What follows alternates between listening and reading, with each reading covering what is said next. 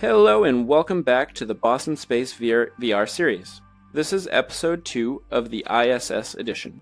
Sorry that this video is a little late. We've realized that the software we're using isn't as reliable as we hoped so far, but that's okay. We'll stick with it. We might just have to take a little bit longer to get the videos done.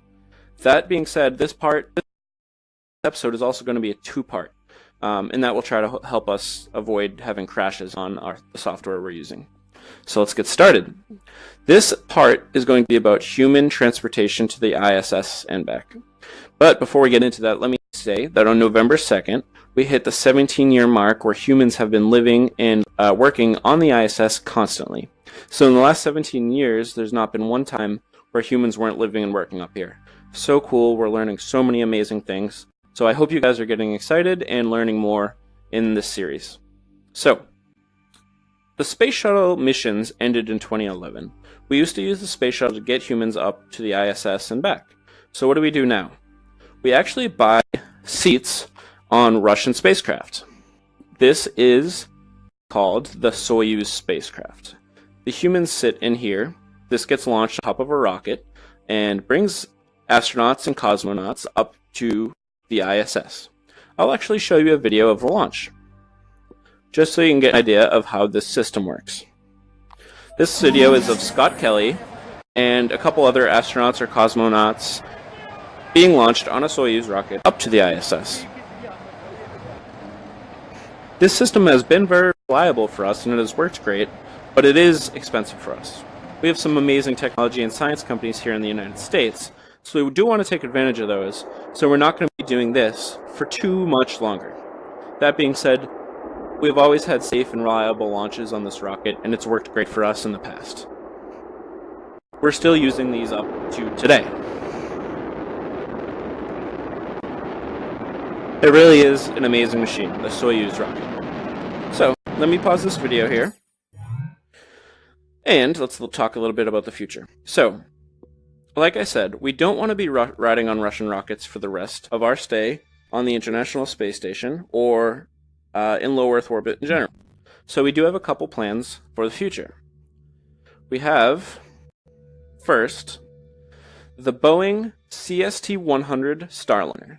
It is a space capsule being developed by Boeing under contract by NASA to launch astronauts to the ISS in low Earth orbit in the near future.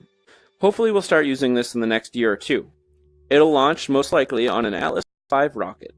These are very reliable rockets and should do great to bring astronauts to the International Space Station on this Boeing capsule. Next, also under contract by NASA, is the SpaceX Dragon 2. The SpaceX Dragon 2 is, of course, by SpaceX and is made to bring astronauts up to the International Space Station and back. This would launch on a Falcon 9 rocket. Again, the reliability of the Falcon 9 rocket is starting to prove itself more and more each launch. So hopefully by the time that they launch astronauts, we'll be completely comfortable with the reliability of the Falcon 9 rocket. Again, this should start happening in the next year or two. I do have one more space capsule, if you can call it that I'd like to tell you about. It is not currently under any sort of contract to get astronauts to LEO or to the International Space Station, but I think it deserves a mention. This is the Sierra Nevada Corporation Dream Chaser.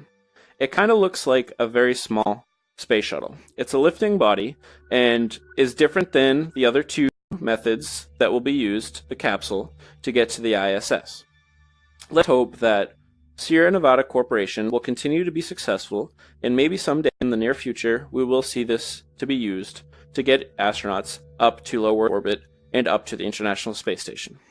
That being said, even though they don't have any sort of news or contracts right now to make that happen, they do have a contract to start bringing cargo to the International Space Station using their cargo version of the Dream Chaser. We'll talk a little bit more about that in part 2 of this episode. Thank you guys so much for joining me today. I hope you guys enjoyed, and I hope you continue watching these videos and get excited about what we're doing up in the ISS. Thank you guys so much, and have a good day.